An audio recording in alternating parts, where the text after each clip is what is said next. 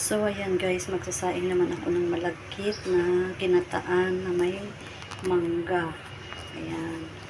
Hugasan ko muna. So, ayan guys, ihiwain ko na yung mangga. Hihimay-himayin ko siyang maliliit at ihahalo ko siya doon sa malagkit mamaya.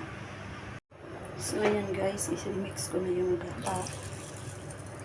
Ayan.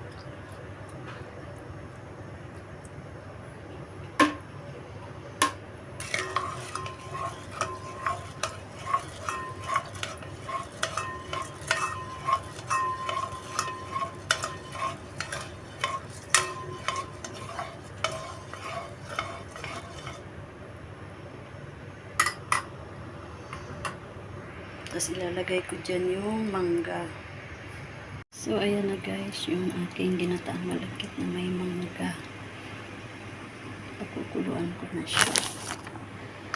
So, ayan guys, kumukulo na ang aking ginataang malagkit with mangga. Ayan. Sarap yan. So, ayan na guys, luto na yung aking ginataang malagkit with mango. Try ko nga kung malambot. Try ko siya kung okay. Ang bango, sobrang bango. Ayan. Ewan ko kung gusto nila yan, ialokin ko sila. Pero kung ayaw nila, okay lang.